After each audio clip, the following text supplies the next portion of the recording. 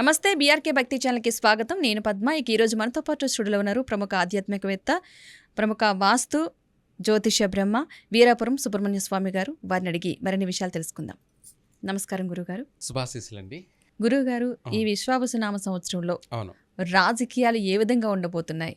రాజకీయ నాయకులకు ఈ సంవత్సరం కలిసి వస్తుందా, లేకపోతే ఎలాంటి పరిస్థితులు ఉండే అవకాశం ఉందనుకోవచ్చు అంటారు? చాలా మంచి విషయం అడిగారు. ఎందుకంటే ఇవన్నీ కూడా ప్రజా శ్రేయస్సు కొరకు. అలాగే దాంతోపాటు ప్రజా శ్రేయస్సు అనేది కన్నా ముందు రాజకీయ నాయకులకు కూడాను కలిసి వచ్చే కాలమా లేదంటే కష్టకాలమా అన్నది మనం తెలుసుకోవడం తెలియచేయడం కూడా మంచిది. అయితే ఎందుకంటే మనము జాతక ప్రకారం అనేది పక్కన పెట్టేస్తే నూతన సంవత్సరం అంటే ఉగాది పంచాంగ ప్రకారంగా నూతన సంవత్సరము అనగా ప్రకృతి యొక్క ప్రళయాలు ఏమిటి, విపత్తులు ఏమిటి, అలాగే మంచి చెడులు ఏమిటి, శుభాలు అశుభాలు కలగబోయేటివి ఏమిటి అనేది మనం తెలుసుకోవడం. అయితే రాజకీయంగా చూసుకుంటే మాత్రం ఇక్కడ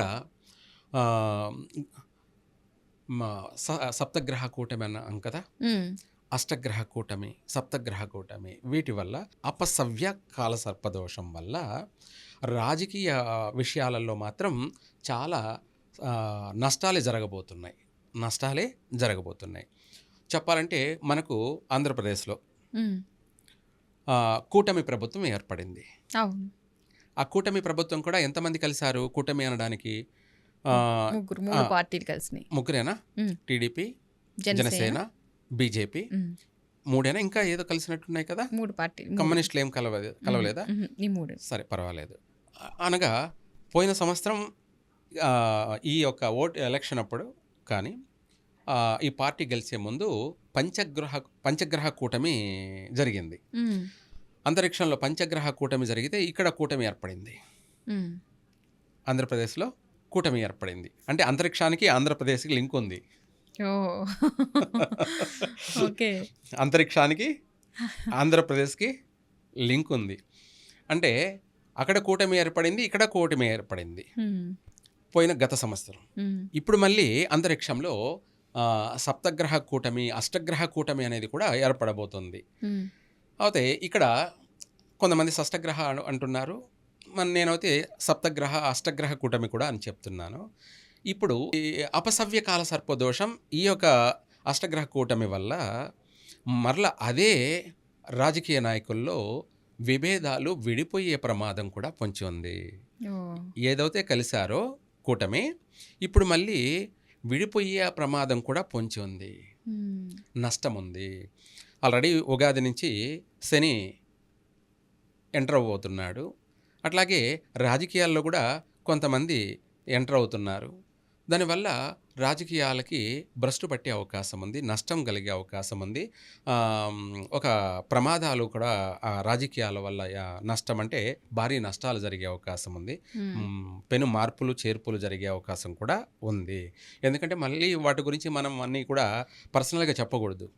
పర్సనల్గా ఓవరాల్గా అంతరిక్షానికి మన ఆంధ్రప్రదేశ్కి ముడిపెట్టి మనం చెప్పుకోవాలి తప్ప అయితే పలానా పేరు అని మనం పెట్టి చెప్పుకోవడానికి లేదు. అయితే నష్టం అనేది జరగబోయే ప్రమాదం ఉంది. అలా ఇదే కాకుండా ఈ అపసవ్య కాల సర్పదోషం వల్ల దేశ రాజకీయ నాయకుల్లో ముఖ్యమైనటువంటి నాయకులు కూడా ఒక 2-3 మరణించే అవకాశం కూడా ఉంది, ప్రమాదం ఉంది, నష్టపోయే అవకాశం ఉంది. రెండోది ఇదే కాకుండా భారతదేశంలో పెను మార్పులు సంభవించబోతున్నాయి.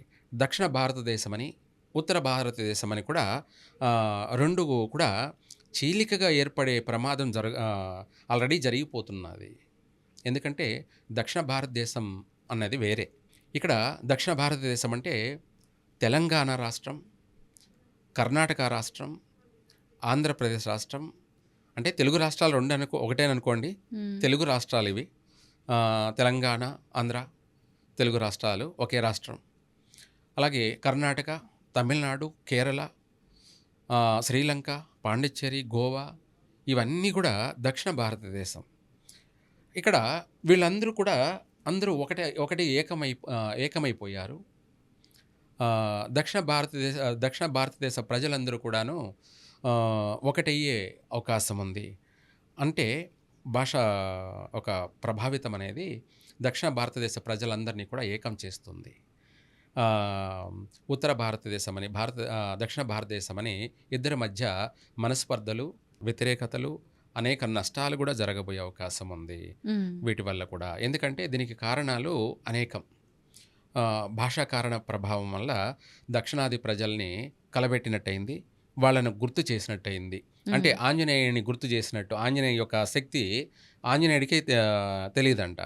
ఆయన శక్తిని ఆయనకు గుర్తు చేసేటప్పటికి ఆంజనేయుడేంటో ప్రపంచానికంతా కూడా ఆయన శక్తి ఏమిటో, ఆయన పవర్ ఏంటో ఎలా చూపించాడో అట్లా ఇప్పుడు మళ్ళీ దక్షిణ భారతదేశ ప్రజలు చూపించబోతున్నారు. అంతా ఒకటి కాబోతున్నారు. ప్రపంచానికే ఆంధ్రప్రదేశ్ తలమానికంగా కాబోతుంది. అలాగే ఒక మాటలో చెప్పాలంటే దేశ రాజధానే ఆంధ్రప్రదేశ్. దేశ రాజధానే అదే శాలివాహన శకం. శాలివాహన శకం. ఈ శాలివాహన శకం అనేది 1946. 1946 అంటే పోయినటువంటి 1946 కాదు. ఇంగ్లీష్ లెక్కల ప్రకారంగా ఓన్లీ 70. ఓకే. అప్పటి నుంచి దేశ రాజధానిగా ఆంధ్రప్రదేశే ఉంది. శాలివాహన శకం అనే పేరు ఉన్నంత వరకు ఆంధ్రప్రదేశే రాజధాని. ఇవన్నీ కూడా మోసం చేసి ఉత్తర భారతీయులు అక్కడ పెట్టుకున్నారు. ఇదంతా చాలా పెద్ద హిస్టరీ ఉంది. దీని గురించి చాలా చెప్పాల్సింది ఉంది. ఎందుకంటే మన దక్షిణ భారతీయుల్ని ఉత్తర భారతదేశ ప్రజలు మోసం చేస్తూనే ఉన్నారు. అనేక విధాల అన్ని విధాలు కూడా మోసం చేస్తూనే ఉన్నారు. ఇంకా కూడా ఇది ఇప్పుడు అపసవ్య కాల సర్పదోషం వల్ల నష్టం ఎవరికి అంటే ఉత్తర భారతదేశం వాళ్ళకి నష్టం జరగబోతుంది. అంటే ఇవంతా కూడా ప్రజలలో అలజడి, గమ్మనున్నట్టు వాళ్ళని గెలకడం. దానివల్ల నష్టం ఎవరికి అంటే ఉత్తర భారతదేశానికి, మొత్తం మీద భారతదేశానికి అనేక సమస్యలు ఎదురయ్యే అవకాశం ఉంది రాజకీయంగా. అందుకనేసి ఇప్పుడు జరిగేటువంటి ఈ యొక్క గ్రహ కూటమి వల్ల, అపసవ్య కాల సర్పదోషం వల్ల రాజకీయంలో అనేక అల్లర్లు, అనేక ప్రమాదాలు, అనేక నష్టాలు, అనేక మార్పులు అనేది మాత్రం ఈ సంవత్సరం జరగబోతుంది. పోయిన సంవత్సరం కుజుడు రాజు, ఈ సంవత్సరమేమో విశ్వవసునామ సంవత్సరమేమో సూర్యుడు రాజు. అందువల్ల అనేకమైనటువంటి రాజకీయ నాయకుల వల్ల అంటే వాళ్ళకే సరిపోక ఒకరిపైన ఒకరు ప్రత్యక్షంగాను పరోక్షంగాను 2 రకాలుగా ఎంత అవకాశం దొరికితే అంత దాడులు చేసుకోవడం, పర్సనల్గా కూడా వాళ్ళు దాడులకు వెళ్ళిపోవడం, ఇవన్నీ కూడా శృతి మించి నష్టాన్ని కలగచేస్తున్నాయి ప్రకృతి. ఈ అపసవ్య కాల సర్పదోషం నల్లపాము అన్నమాట. ఈ నల్లపాము భారతదేశాన్ని బాగా అంటే ప్రపంచాన్నే పీడిస్తుంది, ప్రపంచాన్నంతా వెంటాడుతుంది.